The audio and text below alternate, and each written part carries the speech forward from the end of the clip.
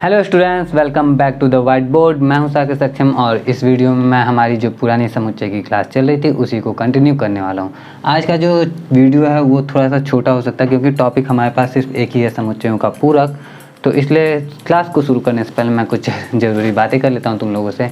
मुझे मालूम है तुम में से कुछ लोग नहीं, बहुत सारे लोग ऐसे हो जो इससे पहले कभी ऑनलाइन क्लास नहीं अटेंड करते थे और ऑनलाइन क्लास का यहाँ पे तो रिकॉर्डेड वीडियो सिर्फ मिल रही है तुम लोगों को। तो थोड़ी बहुत प्रॉब्लम स्टार्टिंग में ज़रूर आती है, लेकिन इसका फ़ायदा भी बहुत सारा है। जैसा कि तुम लोग जानते हो, यहाँ पे तुम अपने पसंद के टीचर से पढ़ सकते हो। अब वो टीचर तुमसे कितना दूर है इससे फ़र्क नहीं पड़ता, वो तुम पढ़ सकते हो। और यहाँ पे कुछ बच्चे मुझसे मिलने आए थे। मैं समझता हूँ थोड़ा सा प्रॉब्लम आता है स्टार्टिंग में, लेकिन यहाँ पे तुमको गाइड करने के लिए अगर तुम लोग मतलब फुली मेरे पर डिपेंड, मैं तो नहीं कहूँगा कि फुली मेरे ऊपर ही डिपेंडेंट हो, अपना जुगाड़ सबको रखना चाहिए। ऑफलाइन तुम जहाँ भी पढ़ रहे हो वहाँ, यहाँ पे बस समझ लो कि मैं थोड़ी सी एक्स्ट्रा हेल्प कर रहा हूँ और कुछ नहीं। लेकिन फिर भी अगर तुम थोड़ा बहुत ध्यान दो तो फुली डिपेंडेंट हो भी जाओ तो कोई प्रॉब्लम नहीं होनी चाहिए, क्योंकि तुमको गाइड करने के लिए मैं हूँ यहाँ पे। और मैं जो है इसके क्लास की जो है ना, जितनी भी चीज़ें हैं वो सारी की सारी तुमको क्लास के नोट्स, अभी तो व्यवस्था अरेंजमेंट है नहीं मेरे पास, नहीं तो जल्दी ही मैं कर रहा हूँ कि अपने टेलीग्राम चैनल पे तुमको क्लास के नोट्स भी दे दिया करूँगा। और जिन बच्चों के पास बुक्स नहीं है, अभी तक मुझे पता चला था 2 दिन पहले कि कुछ बच्चे ऐसे भी हैं जिनके पास बुक्स नहीं है, तो उनको मैंने बुक्स भी चैप्टर 1 का जो पूरा का पूरा PDF था वो भी भेजा था। और तुम लोग के लिए तो थोड़ा सा फ़ायदा ये भी है कि बहुत सारे बच्चों के पास, तुम में से बहुत सारे बच्चों के पास मेरा नंबर भी है, तो तुम लोग मुझसे कांटेक्ट कर सकते हो कभी भी कोई प्रॉब्लम हो तो, मतलब स्टडीज़ से रिलेटेड कोई भी प्रॉब्लम हो तो कांटेक्ट कर सकते हो। और तुम में से बहुत सारे लोगों के पास मेरा एड्रेस भी है, तो आराम से तुम्हें पता है मैं तुम्हें कहाँ मिलूँगा, तुम आके मुझसे मिल भी सकते हो। तो ज़्यादा टेंशन नहीं लो, आराम से पढ़ो और आते हैं हम लोग सीधे टॉपिक पे, ठीक है ना। और टेलीग्राम चैनल का लिंक भी मैं आज इस वीडियो के डिस्क्रिप्शन में दे दूँगा, क्योंकि अब मैं जब नोट्स देना शुरू करूँगा क्लास से रिलेटेड, मतलब अब जो कुछ भी मैं बोर्ड पर लिखूँगा वो अगर एज ए नोट्स भी चाहिए तो वो टेलीग्राम चैनल पे तुमको मिल जाएगा। और जिनके पास मेरा नंबर है उनको तो मैं डायरेक्ट व्हाट्सएप कर देता हूँ, तो उसके लिए भी कोई बात नहीं है। चलो आगे बढ़ते हैं, क्लास को शुरू करते हैं। आज हम लोग सीखने वाले हैं समुच्चयों का पूरक। समुच्चयों का पूरक क्या होता है उसके पहले हम ध्यान देते हैं कुछ चीज़ों पर। सबसे पहले तो समुच्चय हमें मालूम है क्या है। जैसे मान लो कि ए कोई समुच्चय है, तो ए लिख देते हैं यहाँ पे, कुछ भी रैंडम थॉट्स, रैंडम नंबर्स। अब मैंने यहाँ पे लिख दिया एक ऐसा समुच्चय जिसमें 1 2 3 4 5 6 ये 6 अवयव हैं हमारे, और एक अब हमें पूरक पता करना है। तो पूरक पता करने के लिए, किसी भी समुच्चय का पूरक पता करने के लिए हमारे पास एक ऐसा नंबर, एक सार्वत्रिक समुच्चय होना चाहिए, क्योंकि पूरक जब भी निकलता है किसी सार्वत्रिक समुच्चय पर ही निकलता है। अब सार्वत्रिक समुच्चय यहाँ पे तो इसको देख के हम कह सकते हैं कि ये ए जो है किसका उपसमुच्चय है, ए उपसमुच्चय हो जाता है, सबसेट हो जाता है किसका, तो n का। ए किसका सबसेट हो जा रहा है, n का। तो यानी कि यहाँ पे एक सार्वत्रिक समुच्चय हम n को भी मान सकते हैं, ठीक है। यहाँ पे अगर हम बोलें कि और कुछ नंबर लेते हैं, जैसे कि कुछ भी n ही मान के चलते हैं स्टार्टिंग में, कि n क्या है, प्राकृतिक संख्याओं का समुच्चय है और a इसका एक उप समुच्चय है। तो अगर सार्वत्रिक समुच्चय हम n को मान के चलते हैं तो इसका मतलब a का जो पूरक होगा, a का पूरक वो आ जाएगा हमारा n माइनस a, यानी कि n में क्या है, प्राकृतिक संख्याओं का समुच्चय। प्राकृतिक संख्या यानी 1 2 3 4 5 6 7 8 9 10 11 12 13 14 अनंत तक। अब प्राकृतिक संख्याओं के समुच्चय में से बस हमको a घटा देना है, यानी 1 2 3 4 5 6। तो अब जो हमारे पास बन के आता है वो होता है हमारा 7 8 9 10 डॉट डॉट डॉट कहाँ तक, तो अनंत तक। और ये बचता है हमारे पास a का पूरक। यानी कि किसी भी समुच्चय का पूरक वह समुच्चय होता है जो दोनों मिलके एक सार्वत्रिक समुच्चय का निर्माण करते हैं। बस इतना ही था पूरक में। इसको अलग अलग तरीके से समझते हैं, थोड़ा सा और समझते हैं, क्योंकि इतना मतलब जितना सिंपली यहाँ पे लिख दिया गया उतना ही सिंपल नहीं है। थोड़ा सा इसके जो है ना एप्लीकेशंस, मतलब इसके जो अनुप्रयोग हैं वो काफ़ी ज़्यादा ट्रिकी से हैं, कॉम्प्लिकेटेड भी हो जाते हैं थोड़े से। तो चलो सब कुछ समझते हैं हम लोग ध्यान से। मैं बुक से स्टार्ट करता हूँ। बुक में जैसा सब कुछ दिया वो सब लाइन बाय लाइन बताता चलूँगा। और एक और चीज़, जिनके पास बुक नहीं है ये वाली, ये कौन सी है, NCERT वाली बुक है, बिहार बोर्ड क्लास 11th की। और जिनके पास नहीं है वो मैं टेलीग्राम चैनल पे शेयर कर देता हूँ। चैप्टर 1 पूरा एक बार में तुमको मिल जाएगा। हिंदी मीडियम इंग्लिश मीडियम दोनों शेयर कर दूँगा, ठीक है। मुझे तो लगता नहीं दोनों की ज़रूरत पड़ेगी, हिंदी मीडियम से काम चल जाएगा, लेकिन मैं दोनों शेयर कर दूँगा ताकि सुविधा हो जाए थोड़ी सी।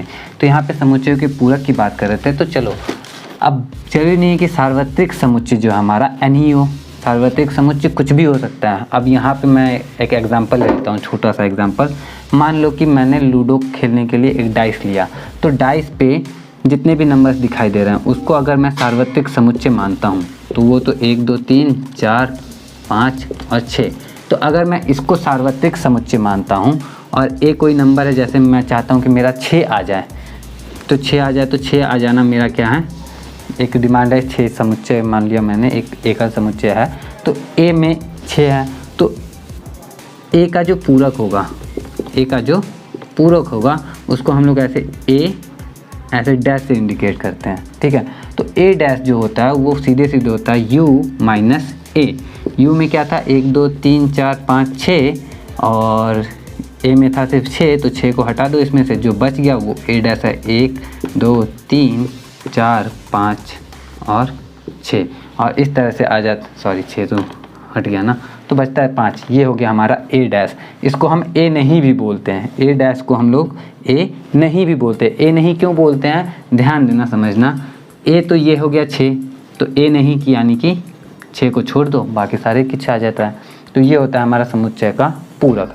अब इसके कुछ और प्रिंसिपल हैं, लेकिन उन प्रिंसिपल्स पे जाने से पहले हम देख लेते हैं इसमें एक वेन आरेख के थ्रू समझ लेते हैं। वेन आरेख के थ्रू, क्योंकि वेन आरेख भी हमने पिछले वीडियो में सीखा था।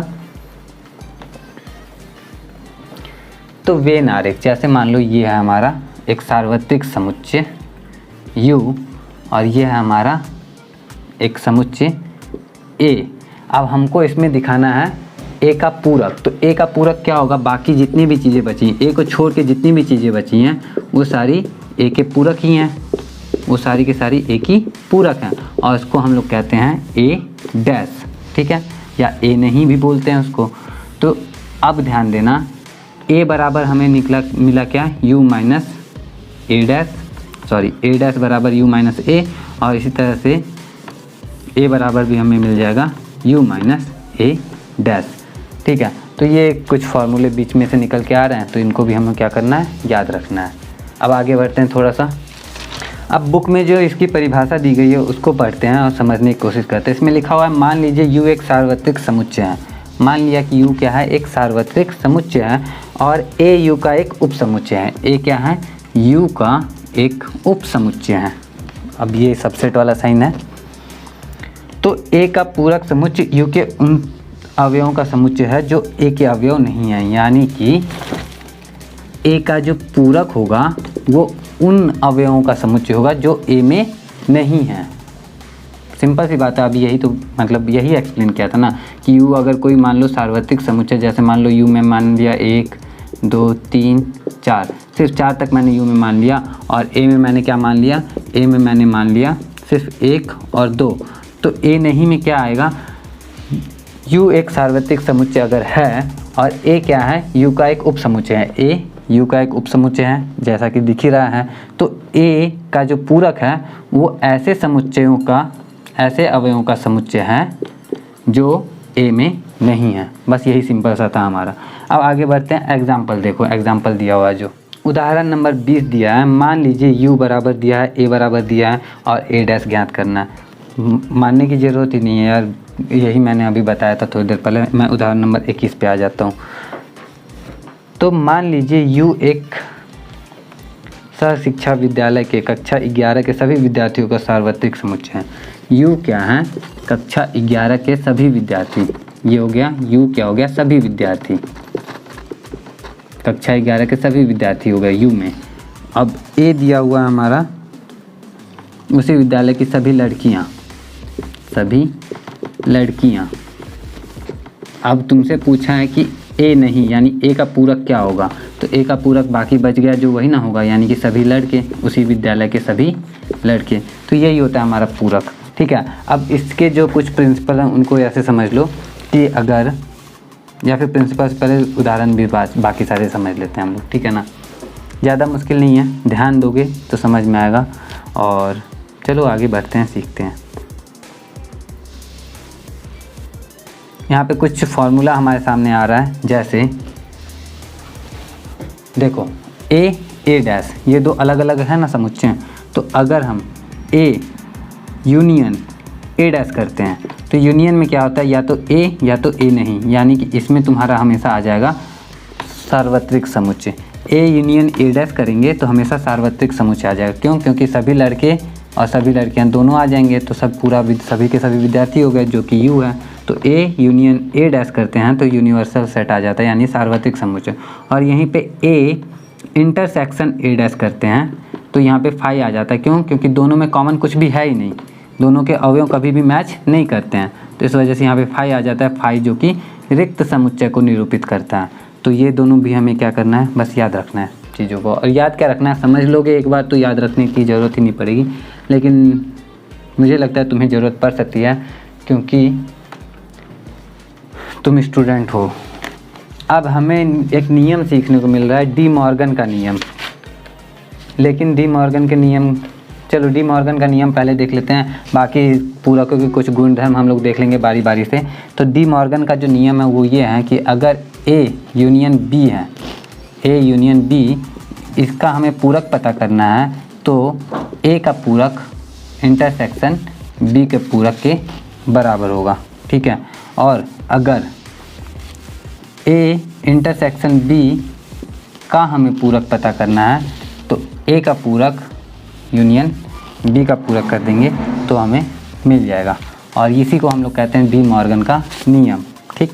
अब इसको प्रूव तो अभी मैं नहीं करूँगा, लेकिन क्वेश्चन में प्रूव करने के लिए दिया तो प्रूव करके भी दिखा दूंगा कि ये कैसे काम करता है, और देखोगे तो ज़्यादा अच्छे से समझ में आएगा। अभी बस इतना समझ लो कि ये क्या है, डी मॉर्गन का नियम है। अब पूरकों के कुछ अन्य गुणधर्म हैं, जैसे कि पहला वाला तो पूरक नियम जो है वो तो मैंने बता ही दिया था, वो ये था कि अगर ए यूनियन ए डैश करते हैं तो वो हमेशा क्या आता है, यूनिवर्सल सेट आता है, यानी कि सार्वत्रिक समुच्चय आता है। कैसे आता है तुम खुद ही समझ लो कि अगर मैं सार्वत्रिक समुच्चय इसको मानता हूँ 1 2 3 4 5 6 7 8 9 10, मान लो कि ये क्या है, एक सार्वत्रिक समुच्चय है।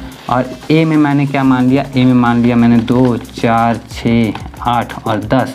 तो ए डैश क्या हो जाएगा, ए डैश तुम्हें मालूम है, ए में ए अगर यू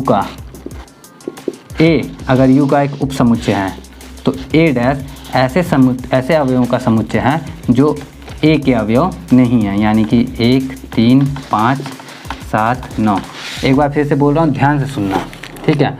पूरकों के लिए अगर ए यू एक सार्वत्रिक समुच्चय है, अगर यू एक सार्वत्रिक समुच्चय है और ए यू का एक उप समुच्चय है, जो कि है ही ए यू का एक उप समुच्चय है, तो ए का पूरक ऐसे अवयवों का समुच्चय है जो ए के अवयव नहीं है, ए के अवयव नहीं है, इसलिए इसको ए नहीं भी बोलते हैं, ए डैश भी बोलते हैं। तो इस तरह से आ गया। अब इसमें तुम देखो ए यूनियन ए डैश करते हैं, ए यूनियन ए डैश, तो इसमें जब हम लिखते चलते हैं तो हमें मालूम है ए यूनियन ए डैश, यानी कि सारे के सारे हमें लिखने हैं, और जब सारे के सारे लिखेंगे तो ये तो हमारा यही वाला आ जाएगा, इसलिए इसको ए यूनियन ए डैश को हम लोग यू बोलते हैं। और ए इंटरसेक्शन ए डैश जब करते हैं तो यहाँ पे फाई आता है, क्योंकि इन दोनों में कुछ भी कॉमन नहीं है तो हमारा फाई बचता है, यानी कि कुछ नहीं बचता है। तो ये भी एक नियम है, इसे भी याद रखेंगे, क्योंकि नियम याद रखेंगे, नियम हमें हेल्प करेंगे क्वेश्चन को सॉल्व करने में। आगे बढ़ते हैं, आगे हमारे लिए कुछ है द्विपूरक नियम। आगे क्या है हमारे पास, द्विपूरक नियम। उसको समझना बड़ा ही इंटरेस्टिंग है और एक ही बार में समझ में आ जाएगा, लेकिन इंटरेस्टिंग है इसलिए मैं बता रहा हूँ, थोड़ा सा ध्यान से। अगर ए नहीं का नहीं करते हैं, मतलब ए के पूरक का पूरक, ए के पूरक का पूरक, ध्यान देना। इसी एग्जाम्पल से देख लेते हैं।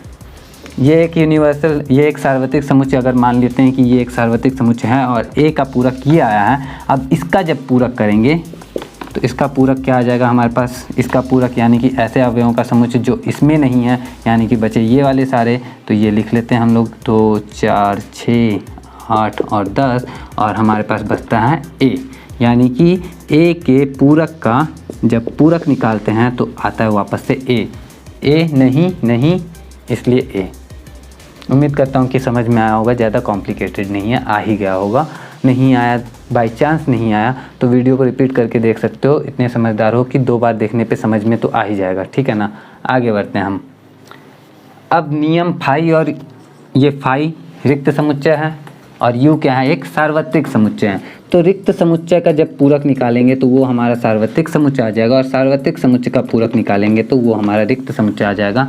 कॉमन सेंस वाली बात है, जिसमें कुछ नहीं है उसी का अगर नहीं करेंगे तो सब कुछ आ जाएगा सार्वत्रिक वाला, और जिसमें सब कुछ है उसका ही अगर नहीं लेंगे तो कुछ नहीं बचेगा हमारे पास। तो इसलिए ये दोनों क्या होते हैं, इस तरह से नियम बन जाते हैं। और नियम क्या, नियम का नाम दे दिया गया इसलिए तुम्हें लग रहा होगा कि शायद नियम बढ़ गया है, ऐसा कुछ नहीं है, कॉमन सेंस वाली बात है। तुम्हारे पास अगर कुछ नहीं है दैट मीन्स कि अगर तुम उसका अपोजिट करेंगे तो सब कुछ हो जाएगा, कुछ नहीं का अपोजिट करेंगे तो सब कुछ हो जाएगा, और सब कुछ का अपोजिट करेंगे तो कुछ नहीं हो जाएगा, सिंपल सी बात है। आगे बढ़ते हैं, आ जाते हैं हम लोग एक्सरसाइज 1.5 पे। और 1.5 में ज़्यादा क्वेश्चन नहीं, टोटल 7 क्वेश्चन है, और ये सिर्फ क्वेश्चंस नहीं है, ये थोड़ा सा दिमाग को तुम्हारे अच्छे से यूज़ करने वाले क्वेश्चंस हैं।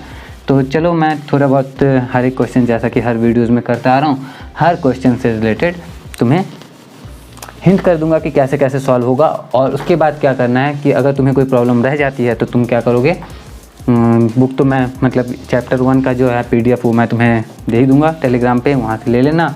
और कुछ भी प्रॉब्लम हो मतलब सॉल्व करने में, कोई भी क्वेश्चन ना समझ में आए तो बस क्वेश्चन इस वीडियो में क्वेश्चन नंबर कमेंट कर देना। नेक्स्ट वीडियो पहले डाउट सेशन अलग से तुम्हारा रख दूंगा। अलग से क्या होगा कि जैसे प्लेलिस्ट में तुम्हें क्लास 11 दिखता ना, तो डाउट के लिए अलग से प्लेलिस्ट दिखेगा दूसरा, ठीक है। तो चलो अभी मैं यहाँ पे आता हूँ। क्वेश्चन नंबर 1 में लिखा हुआ है कुछ, मान लीजिए u दिया हुआ, u किसी सार्वत्रिक समुच्चय के लिए दिया है 1 2 3 4 5 6 7 8 और 9।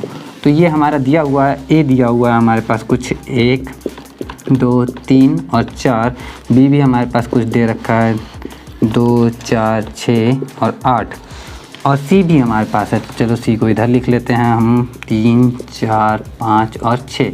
अब इतना सब कुछ देने के बाद बोला निम्नलिखित ज्ञात कीजिए। अब निम्नलिखित ज्ञात कीजिए मतलब बहुत सारी चीज़ें, टोटल 6 क्वेश्चन बोला है पता करने के लिए। तो हम 6 क्वेश्चन पता नहीं करेंगे, हम 6ठा क्वेश्चन पता कर लेते हैं, बाकी सब लोग तुम खुद से करोगे। तो 6ठा क्वेश्चन में दिया b माइनस c का पूरक पता करो। तो b माइनस सी का पूरक हम जानते हैं कि पहले तो b माइनस सी करेंगे। तो b माइनस सी के लिए जब हम जाते हैं तो b में है 2 4 6 8 और c में है 3 4 5 6। तो हमें मालूम है, इससे पहले वाले वीडियो में हमने माइनस करना सीखा था, लेकिन इसमें भी सीख लेंगे तो कोई नुकसान वाली बात तो है नहीं। तो 2 4 6 8 b में है, और b में c का कौन कौन सा अवयव है, तो 3 तो c इसमें है नहीं, 4 है और 6 है। तो 4 और 6 अगर इसमें से हटा दें तो b हमारा b माइनस सी हो जाएगा। तो b माइनस सी आ गया हमारा 2 और 8। अब b माइनस सी हो गया हमारा 2 और 8, लेकिन हमें चाहिए b माइनस सी का पूरक। तो b माइनस सी का जो पूरक होता है वो कुछ इस तरह से होता है, u माइनस b माइनस सी। तो b माइनस सी का पूरक जो होगा u में से b माइनस सी घटाने पे प्राप्त होता है। तो u क्या था हमारा 1 2 3 4 5 6 7 8 9, इसमें से b माइनस सी यानी कि 2 और 8 हटा दें, अगर 8 और 2 हटा दें तो हमारे पास जो बचेगा वो b माइनस सी का पूरक बचेगा। और इस तरह से हम लिखते हैं 1 3 4 5 6 7 9, और ये हो गया हमारा b माइनस सी का पूरक। एक बार नहीं समझ में आया मैं फिर से बता रहा हूँ, दूसरी बार इसलिए बता रहा हूँ क्योंकि मुझे मालूम है कुछ बच्चे थे अच्छे वाले मेरे पास जिनको दूसरी बार में समझ में आता था। तो फिर से मैं बता देता हूँ, u हमारे पास इतना दे रखा है, a इतना दे रखा है, b इतना दे रखा है, c भी इतना दे रखा है, और हमें पता करने के लिए बोला गया b माइनस सी का पूरक पता करो, b माइनस सी का पूरक। तो हम किन्ने पहले क्या किया, b माइनस सी पता कर लिया। b माइनस सी कैसे पता करते हैं, तो b में से c के अवयव को घटा देते हैं तो हमारा b माइनस सी मिल जाता है। तो b में c के कितने अवयव हैं, तो c में 3 4 5 6 था, लेकिन इसमें 4 और 6 ही है जो c का है। तो 4 और 6 को इसमें से निकाल दिया तो c अपने आप निकल गया, बचा 2 और 8। तो b माइनस सी हो गया हमारा 2 और 8। अब b माइनस सी का पूरक पता करना है। तो तुम्हें अभी अभी फॉर्मूला मैंने बताया था कि a का जो पूरक होता है वो u माइनस a होता है। कैसे होता है वो बता दिया था, तो वीडियो को अगर ध्यान से देखा होगा तो तुम्हें मालूम होगा कि a का पूरक होता है u माइनस a। तो उसी हिसाब से b माइनस सी का जो पूरक होगा वो u माइनस b माइनस सी हो जाएगा। और b माइनस सी था 2 और 8, यानी कि 2 और 8 को हम इसमें से घटा दे तो b माइनस सी इसमें से हट जाएगा, बचेगा हमारा 1 3 4 5 6 7 9, और ये बचेगा b माइनस सी का पूरक। तो बस ये था हमारा फर्स्ट क्वेश्चन, उम्मीद करता हूँ समझ में आ गया होगा। आगे बढ़ते हैं, आते हैं क्वेश्चन नंबर 2 पे। तो क्वेश्चन नंबर 2 में जो हमारे पास दे रखा है वो कुछ इस तरह से है, u बराबर इसमें भी दे रखा है a b c d e f g और एच। तो निम्नलिखित समुच्चयों को पूरक ज्ञात कीजिए। अब निम्नलिखित समुच्चय जितने भी दिए हैं सबका पूरक हमें पता करना है। जैसे कि फर्स्ट वाला दिया है ए बराबर ए बी सी, तो सिंपल सी बात है, हम ए का ही पूरक पता कर लेते हैं। सिंपल सी बात है। तो अब ए के पूरक का फॉर्मूला क्या होता है, ए का पूरक यानी A dash equal to U minus A. U में से ए को माइनस कर दो, यू में क्या है, ए क्या है, A B C. A B C 3 ए में थे, इसको माइनस कर देंगे यू में से, जो बच गया वो हमारा ए का पूरक होगा। लिख दो बस फटाक से, डी ई एफ जी और एच, और ये हो गया हमारा आंसर। ठीक है, कितना सिंपल था, फटाक से कर लोगे इसको। देखो फिर से बता देता हूँ एक बार, u बराबर इतना दे रखा है हमारे पास, a बराबर दिया है इतना, बोला है a का पूरक पता करो। पूरक का फॉर्मूला होता है a का पूरक बराबर u माइनस a। तो u में से a के अवयव घटा देंगे। a के अवयव क्या था, a b और c, तो u का अवयव जो था उसमें से a b और c हटा दिया हमने, बचा d e f g h, और यही हो गया a का पूरक। तो यहाँ पे लिख लेते हैं a का पूरक बराबर d e f g h। और ये था हमारा दूसरा क्वेश्चन। उम्मीद करता हूँ ये भी समझ में आ गया होगा। आते हैं क्वेश्चन नंबर 3 पे। 3 नंबर क्वेश्चन जो है वो है हमारे पास, प्राकृतिक संख्याओं के समुच्चय को सार्वत्रिक समुच्चय मानते हुए, यानी कि सार्वत्रिक समुच्चय जो है हमारा वो है प्राकृतिक संख्याओं का समुच्चय। 1 2 3 डॉट डॉट डॉट कहाँ तक, इनफाइनाइट तक चला गया। ये प्राकृतिक संख्याओं के समुच्चय को हमने मान लिया सार्वत्रिक समुच्चय। उसके बाद बोला है निम्नलिखित समुच्चयों के पूरक लिखिए। अब इस बार जो क्वेश्चन नंबर 3 था हमारा वो कुछ इस तरह था। इसका फर्स्ट नहीं, कौन सा बता देता हूँ, कोई भी बता देता हूँ। मैं क्वेश्चन नंबर 6 ले लेता हूँ, ठीक है। क्वेश्चन नंबर 6 है हमारे पास, x ऐसा है कि x एक पूर्ण वर्ग है, एक पूर्ण वर्ग संख्या है।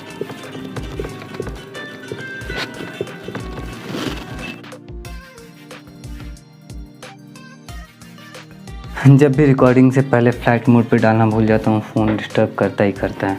तो मैं यहाँ पे था कि U जो है सारे त्रिभुजों का समुच्चय है, जो कि सार्वत्रिक समुच्चय का काम कर रहा है। और A क्या है, एक त्रिभुज जिसका कम से कम एक कोण 60 डिग्री से भिन्न हो। कम से कम एक कोण का मतलब होता है अधिक से अधिक तीनों कोण। अधिक से अधिक क्या हो गया, 3 कोण। अधिक से अधिक क्या हो गया, मैक्सिमम 3 कोण होते हैं, तो अधिक से अधिक 3 कोण इसके 60 डिग्री के नहीं होने चाहिए। यानी कि इसमें कैसा कैसा त्रिभुज है समझो, इसमें है कि एक कोण, मतलब एक कोण इसका 60 नहीं होगा, ठीक है। त्रिभुज में 3 कोण होते हैं ना, तो एक 60 नहीं हो सकता है, और कम से कम एक कोण 60 डिग्री से भिन्न हो। और मैक्सिमम कितना, अगर कम से कम अगर एक है तो मैक्सिमम में तो तीनों हो सकता है कि तीनों 60 डिग्री से भिन्न हो। तो बीच में तुम्हारा जो बच गया वो क्या बचा कि ये जो है, थोड़ा सा सोचना पड़ेगा इसके लिए। यू क्या है, सारे त्रिभुजों का समुच्चय है, और ए है एक त्रिभुज जिसका कम से कम एक कोण 60 डिग्री से भिन्न हो।